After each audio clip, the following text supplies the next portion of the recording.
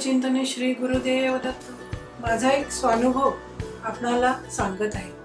कवडी पक्षी किंवा यालाच लाफिंग डो असे पण म्हणतात। याचे सायंटिफिक नाव आहे स्ट्रेप्टोपेलिया सिनिगॅलेसिस।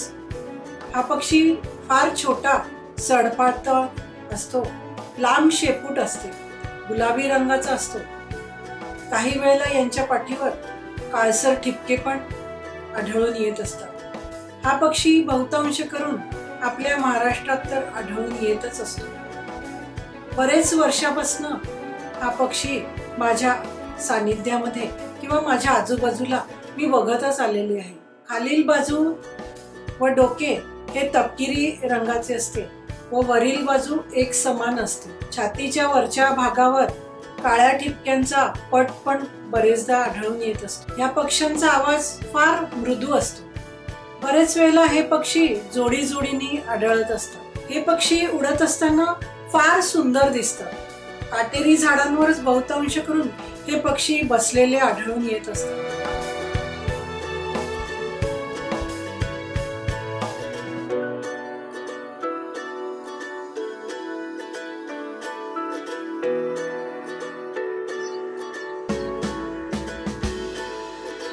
हे पक्षी जेव्हा घरटे बनवतात तेव्हा आधी जागा सुरक्षित आहे का याची चाचणी करतात। जोडी जोडीने म्हणजे नर आणि मादी हे पक्षी दोघेही मिळून घरटे बनवत असतात। 2-4 काड्या नर पक्षी आजूबाजूच्या झाडांवरनं किंवा आजूबाजूनी आणून देतो आणि मग मादी पक्षी त्या काड्यांना गुंफून त्याला घरट्याचा आकार देते।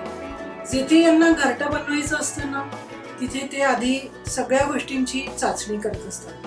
म्हणजे येणारे पुढील महिना खाद्य किंवा दाणा हा मुबलक आहे का याची चाचणी करतात। शिवाय जेथे घरटं बांधत आहे ती जागा सगळ्या दृष्टीने सुरक्षित आहे का याची पण चाचणी करतात आणि चाचणी पूर्ण झाली तरच तिथे घरटं पूर्ण करतात। अन्यथा जर त्यांना ती जागा सुरक्षित वाटली नाही किंवा पुरेसं अन्न पुढच्या महिनाभरासाठी मिळणार नाही असं जर जाणवलं तर हे घरटं गुंफणं सोडून देतात आणि दुसरी जागा शोधू लागतात। दुसऱ्या सुरक्षित जागेवर हे घरटं बांधतात। यांचं घरटं फार छोटंसं, कमीत कमी काड्यांचं, पसरट आणि मोकळं असतं।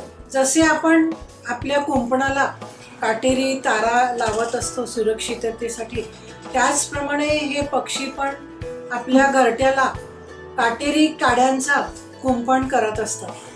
फार प्राचीन काळापासूनच आपल्या शास्त्रामध्ये पक्ष्यांना पाणी देणे आणि दाणा देणे हे उत्तम कर्म म्हणून लिहिलेलेच आहे।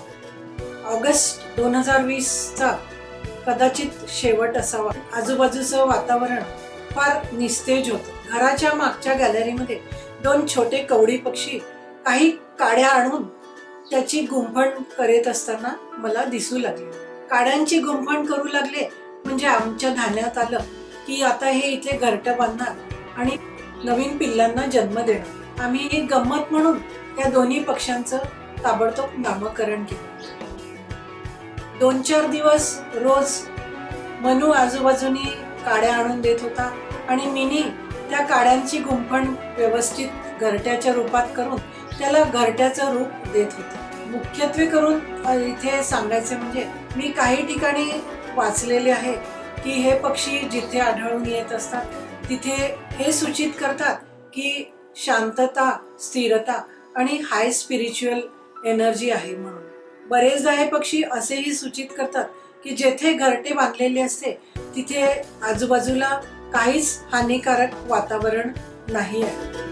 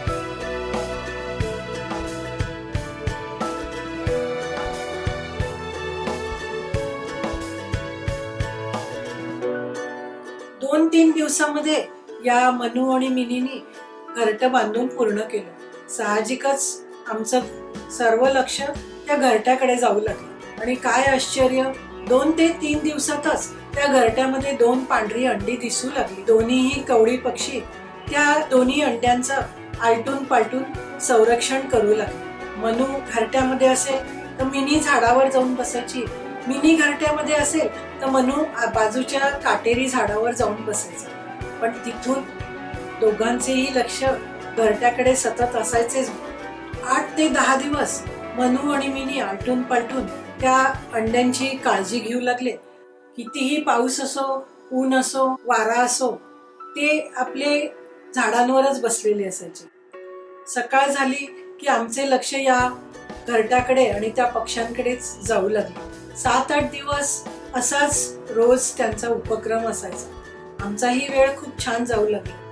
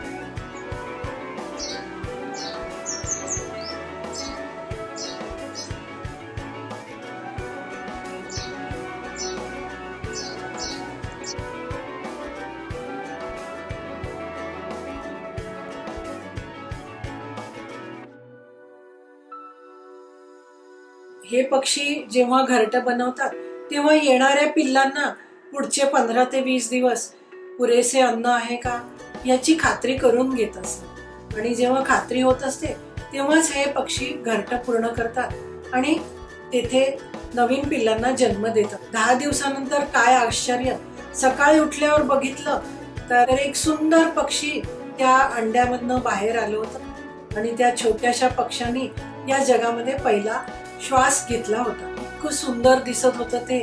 आणि ते दोन्ही पक्षी मनू आणि मिनी ते छोट्या नवीन आलेल्या पिल्लाची इतकी काळजी घेत होते की आमचं सतत त्याकडेच लक्ष लागू लागलं.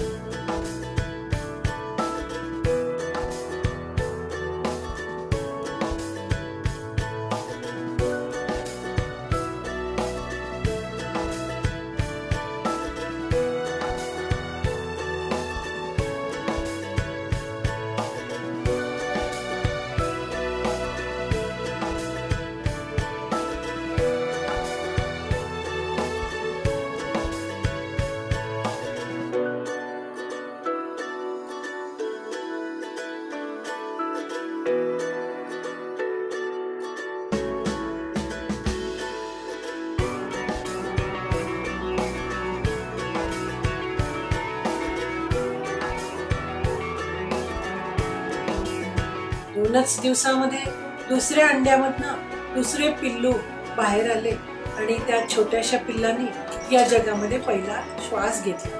मग काय विचारता, ते 2 छोटी पिल्लं आणि 2 कवडी पक्षी. आमचं तर पूर्ण लक्ष त्याचकडे जाऊ लागलं.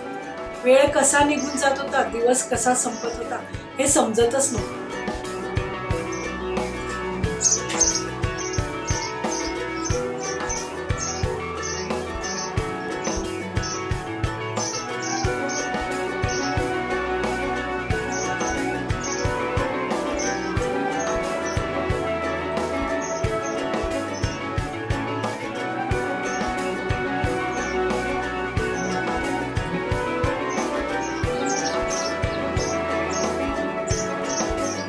चार ते 5 दिवस 2 छोट्या पिल्लांची 2 कवडी पक्षी म्हणजेच मनू आणि मिनी इतकी सुंदर काळजी घेत होते. मनू जर त्या पिल्लांजवळ असेल तर मनी झाडावर जाऊन बसायची आणि मनी पिल्लांजवळ असेल तर मनू झाडावर जाऊन बसायचं. कारण यांचं घरटं इतकं छोटंसं असतं की 2 पिल्लं आणि 1 पक्षी जेमतेम या घरट्यामध्ये मावू शकत होते.